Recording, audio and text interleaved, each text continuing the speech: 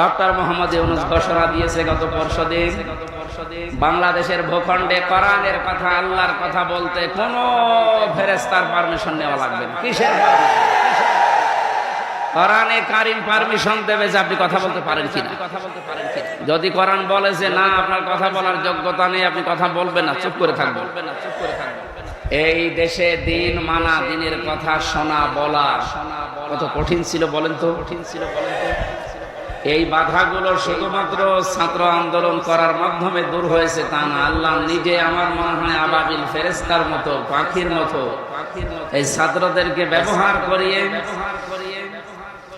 এই যে বিশাল বোঝা, বিশাল জগদ্দল পাথর আল্লাহ নিজে ছড়িয়ে দিয়েছে।